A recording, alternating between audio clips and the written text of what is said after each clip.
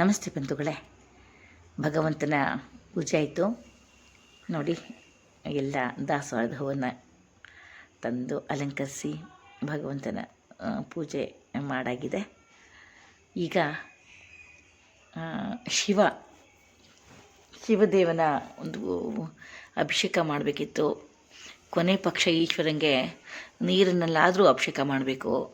ಭಗವಂತ ಯಾವಾಗಲೂ ಜಲವಾಸಿಯವನು. ನೀರು ಅಂದರೆ ಬಹಳ ಇಷ್ಟ. ತಲೆ ಮೇಲೆ ಗಂಗೆಯನ್ನು ಇಟ್ಕೊಂಡಿರುವಂತಹ ಶಿವ. ಹಾಗಾಗಿ ಈಶ್ವರನ ಒಂದು ಅಭಿಷೇಕವನ್ನು ಮಾಡಬೇಕು ಅಂತ ಅಂದ್ಕೊಂಡೆ. ಭಗವಂತ ಈಶ್ವರ ಎಲ್ಲ ಕಷ್ಟಗಳನ್ನು ಹರಿಸಿ ನೆಮ್ಮದಿಯ ಒಂದು ಬೆಳಕನ್ನು ನಮಗೆಲ್ಲ ಕೊಡಬೇಕು ಅಂತ ಕೋರ್ಕೊಳ್ತಾ ಆ ಭಗವಾನ್ ಶಿವನ ಮೂರ್ತಿಯನ್ನು ತಗೊಂಡು ಈ ಮೂರ್ತಿಯ ಬಗ್ಗೆ ನಿಮ್ಗೆ ಹೇಳಬೇಕು ಬಂಧುಗಳೇ. ನನ್ನ ಪುಟ್ಟ ಕಂದಮ್ಮ, ನನ್ನ ಮಗು, ನನ್ನ ವಿದ್ಯಾರ್ಥಿ ನನಗೆ ಆ ಶಿವಲಿಂಗವನ್ನು ಒಂದು ಗಿಫ್ಟಾಗಿ ಕೊಟ್ಟ. ತುಂಬ ಖುಷಿಯಾಗುತ್ತೆ ನನಗೆ. ಆ ಈಶ್ವರ ಲಿಂಗವನ್ನು ಆ ಮಗು ನನಗೆ ಸೋಮವಾರ ದಿವಸ ತಂದುಕೊಡ್ತು. ಅದನ್ನು ತುಂಬಾ ಖುಷಿಯಿಂದ ನಾನು ಸ್ವೀಕರಿಸಿದೆ. ನೋಡಿ, ಇದೇ ಆ ಶಿವಲಿಂಗ. ಈಶ್ವರ ಲಿಂಗಕ್ಕೆ ನಾನು ಆವಾಗಾಗ ಅಭಿಷೇಕ ಮಾಡ್ತಿರ್ತೀನಿ. ಕೊನೆ ಪಕ್ಷ ನೀರಿನಿಂದನಾದರೂ ಅಭಿಷೇಕ ಮಾಡಿ ಭಗವಂತನಿಗೆ ಒಂಚೂರು ವಿಭೂತಿ ಗಂಧವನ್ನು ಇಡುವಂಥ ಒಂದು ರೂಢಿಯನ್ನು ಮಾಡ್ಕೊಂಡಿದ್ದೀನಿ ಬಂಧುಗಳೇ. ನೋಡಿ, ಇದೇ ಆ ಶಿವಲಿಂಗ. ತುಂಬ ಖುಷಿ ಕೊಡುತ್ತೆ ನನಗೆ. ಭಗವಂತ ಈಶ್ವರ ಲಿಂಗ ನನ್ನ ಮನೆಗೆ ಬಂದಿದ್ದು ಆ ಮಗು ನನಗೆ ಕೊಟ್ಟಗಳಿಗೆ ತುಂಬಾ ಒಳ್ಳೆಯದಾಯಿತು ನನಗೆ.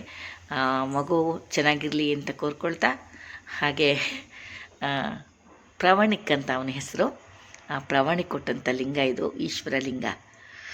ನೋಡಿ, ಭಗವಂತನಿಗೆ ಒಂಚೂರು ನೀರಿನಿಂದ ಅಭಿಷೇಕ ಮಾಡ್ತಾಯಿದ್ದೀನಿ. ಸಾಕು. ಅಕಸ್ಮಾತ್ ನಮಗೆ ನಮ್ಮ ಹತ್ರ ಬೇರೆ ಏನೂ ಇಲ್ಲ ಅಂದ್ರೂ ಕೊನೆ ಪಕ್ಷ ನೀರಿನಿಂದ ಭಗವಂತನಿಗೆ ಸ್ನಾನ ಮಾಡಿಸಿ ಅಭಿಷೇಕ ಮಾಡಿ ಒಂಚೂರು ವಿಭೂತಿ ಗಂಧವನ್ನು ಇಟ್ಟರು ಸಾಕು. ಖುಷಿ ಪಡ್ತಾನೆ ಈಶ್ವರ. ಏನೂ ಇಲ್ಲ ಅಂದ್ರೂ ಒಂದು ತುಂಬೆ ಹೂವು ಇಟ್ಟರು ಈಶ್ವರ ಒಪ್ಕೊಳ್ತಾನೆ.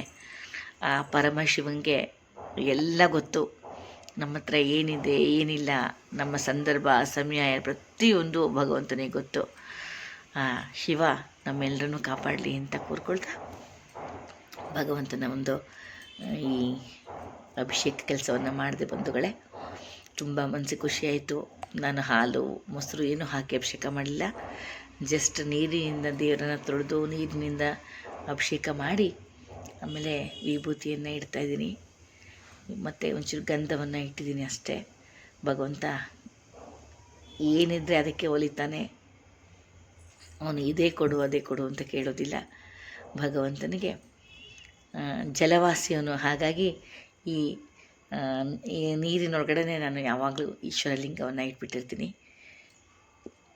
ಈ ಸಜೆಷನ್ ಕೊಟ್ಟಿದ್ದು ನನ್ನ ತಂಗಿ ಜಯ. ಅಕ್ಕ, ಇಲ್ಲೇ ಇಟ್ಬಿಡಿ ಅಕ್ಕ ಈಶ್ವರಲಿಂಗವನ್ನು ಅಂತ ಹೇಳಿದ್ಲು. ನಾನು ಬೇರೆ ಕಡೆ ಇಟ್ಟಿದ್ದೆ.